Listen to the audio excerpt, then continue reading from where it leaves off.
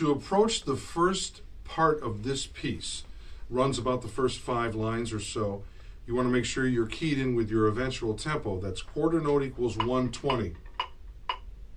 That's the goal. But of course, to start practicing, you want to take this down from there. And we have a lot of varied dynamics through the piece. We have a lot of variance in the articulations, some that are deliberately untraditional. So you'll listen to, say, the first couple measures.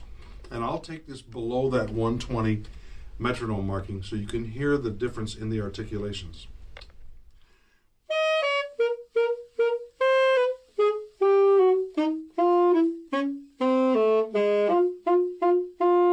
And my suggestion is make sure those are in place right at the beginning of the piece so you're used to practicing them. Trying to go and add those articulations later on when you've, say, mastered this at 120 can be a challenge because you're locked into it. So address those articulation issues right away.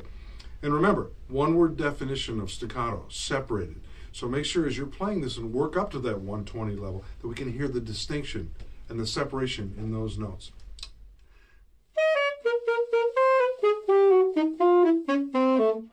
So they're separate. Make sure you're careful about those about the dynamic volume in here as mentioned. We start out at mezzo forte, medium loud. You'll notice as we ramp through the piece, we're all the way down at the beginning of the 3rd line to mezzo piano, back up to mezzo forte.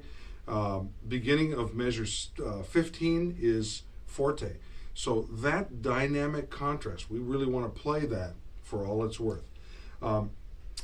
Few things that you will want to add on your own are breath marks, where it works best for you. Keep in mind that a breath mark practiced at 90, for example, if you start the practicing on this piece, is not going to be in the same place as you'll need it to be when you work it up to 120. I'm suggesting in the beginning of the 2nd line, end of measure 5, you add a breath mark before the 2-bar chromatic passage. It's a good place to take a breath so you can get all the way through to the beginning of bar 9 where you actually see a quarter rest. So measure 5.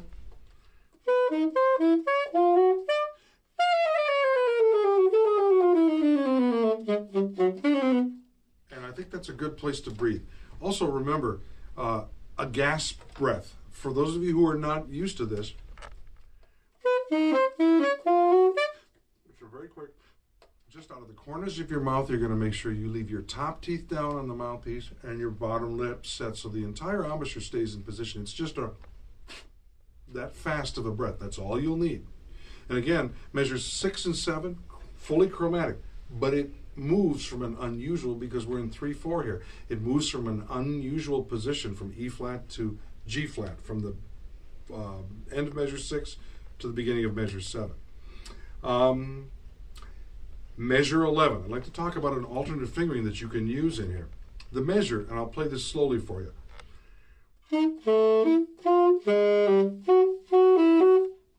The last beat, beat 4 in there, is E flat to D flat back to E flat. If we don't know the good alternate, we are tempted to go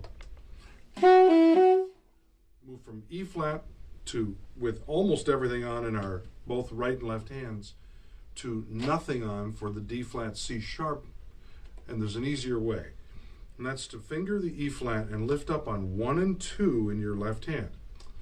And by doing that with the octave key on, the saxophone is technically staying in the upper octave with just the movement of 1 and 2. Another reminder, if you haven't used this fingering, my students here at McPhail, we jokingly refer to this as the super C sharp fingering, and by the way, works in anything on the right hand. It's a wonderful fingering and keeps the note in tune and full with a minimum of key motion, and you'll want to use that. It's very unfamiliar to lift up your 1st and 2nd finger while everything else, including the octave key, stays down. But that's really the best one right there for the speed of this and for the sound.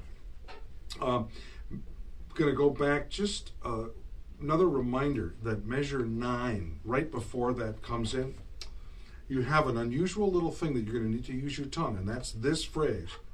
bar 9, in the first section. Okay, it's soft, it's mezzo piano, and we're taking, because there's a staccato on the end of on the back side of the beat, on the second of each of those eighth notes, we're going to want to make sure we clip that. So we hear space. Very important to make sure it happens.